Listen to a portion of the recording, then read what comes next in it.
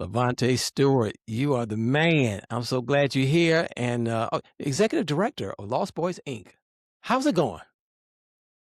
Well, Mark, first, thank you for having me. Glad to be here with you. Yeah, you know I'm a fan of the show. Things are going. They're not going so well right now as we are having financial struggles across the board.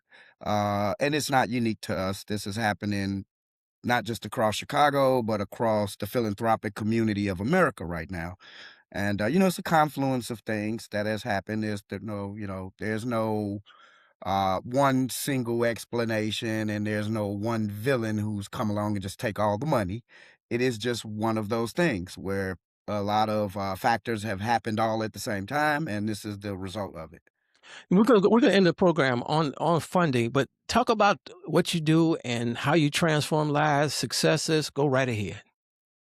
Absolutely. So, what Lost Boys does for the past 17 years, since our founding, we are engaged in what's called SBYD, which stands for Sports Based Youth Development. So, what it is in its simplest form is intentionally leveraging sports, which you can use to connect with people. In this particular instance, children and young people, and then we pretty much layer that over the top of 5 or 6 different developmental areas. So we're talking academics or, academic intelligence. We're talking emotions and emotional intelligence. We're talking civics. We're talking cultural enrichment. Um, and maybe like 2 more areas, where we're touching on things.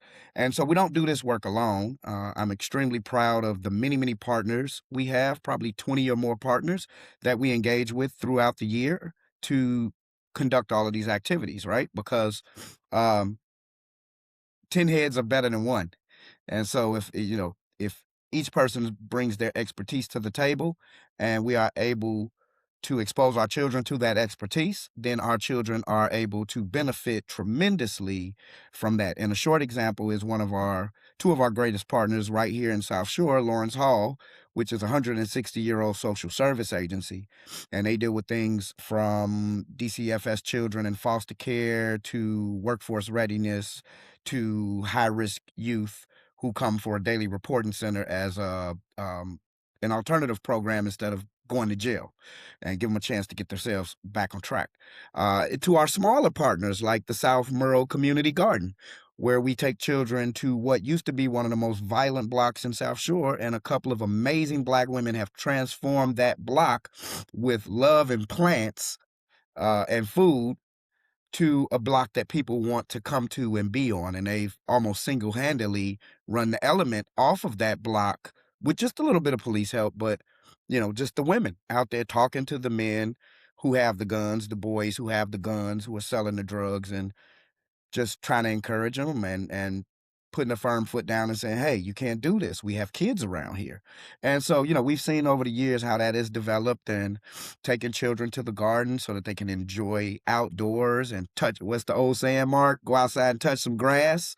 So we're literally taking kids down there to touch grass and vegetables and fruit, and they have a nice bee colony there. So they get to observe bees in their natural state without getting stung. And trust me, I'm scared of bees and allergic to them, but even I am in the garden around these bees and they don't bother me. So hallelujah. But that's what we're up to over here. And the core of what we do in terms of sport is baseball for boys, and girls can play. But the girls also have fast pitch softball. And everyone asks me, why did you pick baseball?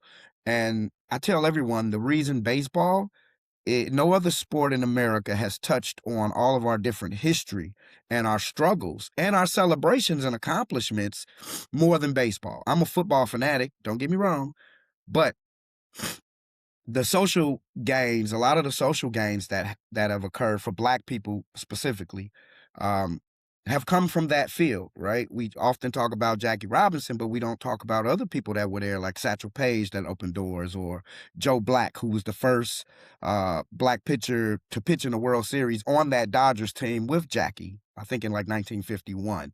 And then he went on to be an executive at Greyhound and opened doors for African Americans to work at the corporate level and so forth. And he went on and did more. He put Sinbad on a bus with a ticket when Sinbad didn't have any money and sent him out to California.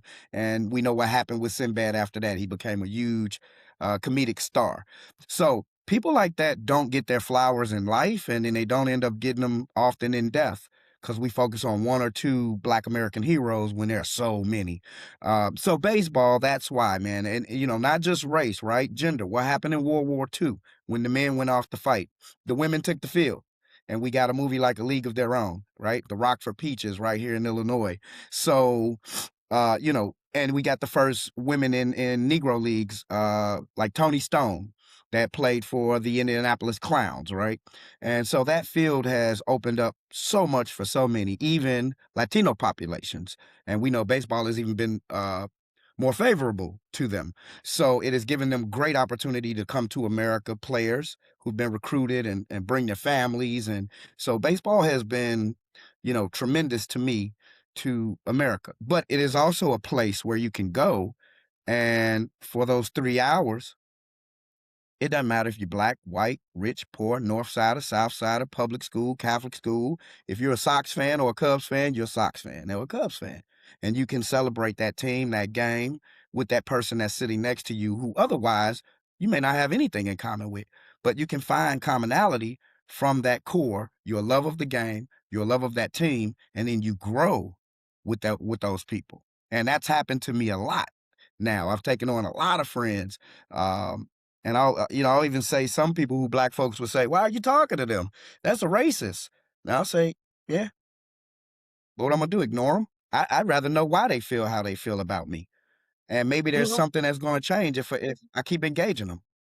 right. But what you do is that you help people. Anybody who's been a young person or anybody has raised children Yes, know that they cannot be idle. They have to be busy. And the real key when you're not keeping, got to keep them busy, exposing them to stuff, especially absolutely. inside the neighborhood and outside the neighborhood. Nothing wrong with the neighborhood. It's good stuff inside the neighborhood, good stuff outside the neighborhood. So you are exposing and growing young people, right? Yes, Funding. If funding comes and goes. Anybody has a 501(c)(3) or any type of funding, it is hard to get funding. There's no magic formula, but people can. If no, you're not offended if people give you $5 or give your organization $5, right? You're not offended because some people are like, I don't have not a lot of money. Would it cost too much to give you like a small donation, right? right. And It doesn't work. corporate donations are welcome too, right? And Yes, corporate donations were welcome. government money is also welcome, right? Well, that's what has happened to us is over the past 4 to 5 years. So right at the beginning of COVID, again, there was this flood of money across the country, the ARPA money, thanks to President Biden, and it positively impacted nonprofits across the country. And I think what we saw was a lot of nonprofits were able to up their game and get to the levels they had dreamed of getting to in a very short amount of time. And so it happened for us. We went from being an $800,000 organization to a $1.8 million organization at our apex. And that was amazing because I was able to fully staff. We went from one building to 3 spaces on 71st Street here in South Shore. And so everyone had their dedicated space. The primary babies, the teens had their own building, and the adolescents had their own building. Prior to that, we were all jammed in one building trying to share this space. And it's hectic. Um, but those dollars have now gone away. And so a large chunk of those dollars were governmental dollars, which we were not getting before that. We had no governmental dollars because I was working in government and I wanted to avoid any perception of anything, right? And so I didn't want anyone saying, oh, they only gave him government grants because he works for such and such and such and such. I wanted people to see this on my own merit. I wanted to get those grants because I knew I had wrote a good proposal. And so that sustained us for like 4 years, going into five. As we hit 2025, things start changing rapidly. We all knew that money was running out by then, but there were these assurances that, entities would shift, government and foundations, and they'll figure out how to sustain it. And that didn't happen. In fact, it went the opposite way with the new administration in, right? We're seeing further cuts of federal dollars that would trickle into pass-throughs into the state that would fund some of these grants and keep them going, but now we're not even getting that, right? That's rolling back. So now that was, 75% of our funding probably was coming from the government.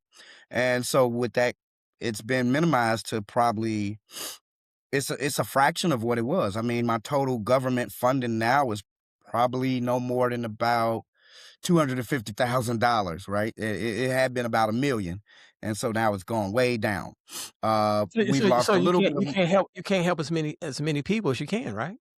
Well, here's the funny thing about it, Mark. We're actually still serving the same amount of kids, but we're far understaffed. We've cut 60% Understand. of the staff.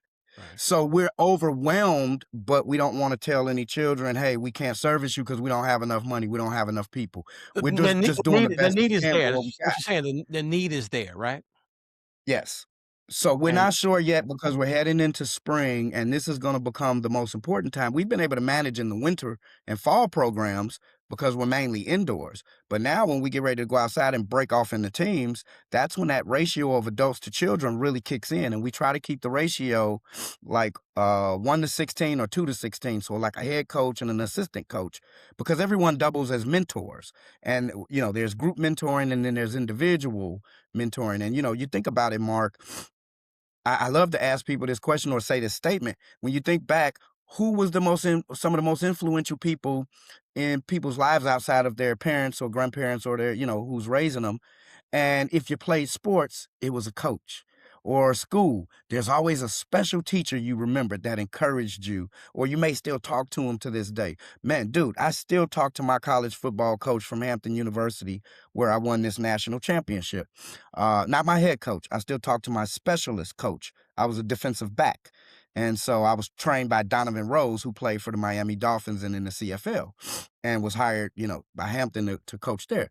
And so still to this day, I'm able to reach out to Coach Rose. And do you know how great that feels when I'm talking to him and he's like, man, I've been Googling you. I've been following what you're doing. Good work, son. I'm 50 years old and here this man is still calling me son. And so that feels great, right? Because when I came to him, I was this knucklehead from Chicago with French braids and towel coats for, Chicago. That was a so Chicago thing, right? Making coats out of towels. But I was somewhat of a thug, man. I got down there. And this guy saw that and he just tried to work with me and tried to work with me and tried to work with me. So, to be able to talk to him now and he's like, man, I'm so proud of you and da da da da da. And I knew that's the guy I wanted to be in some way too. And so that has happened for me. I have children who, I started this 17 years ago. Children with 10 to 12 years old, they're now 25, 27, and they come back and to check on us and they, coach, you still here? You still doing it? Yeah, I'm still here. How you doing? I'm doing great. I'm doing this. I graduated from college. I'm working here, or I went to prison, man. And the whole time I was there, I was thinking about all the stuff you used to say and do when we was kids, and you was right. And I'm out now, and I'm getting myself together. And hey, man, come back up here. It's a place for you. Come on up here and help me coach. Come on up here and whatever, right? So, man, it feels good because of that, right? Is Well, seeing the outcome. no, go ahead. If somebody doesn't take time to read the description of this video, tell them how to contact you, how to meet you in person, how to give money. Yeah, absolutely. So listen, they can go to our website, Lost Boys with a Z, Inc. We're on all social media platforms, Lost Boys, BOYZ Inc. Um, our physical location is 1818 East 71st Street. I'm in here all week. Everyone knows I'm in here, and I welcome folks to come in and stop by and say hi and, see what we got going on. LaVonte Stewart, I wish you so much success and more money. Thank you. Thank you, Mark. It's a pleasure to be here and continue on with such a great show, my brother.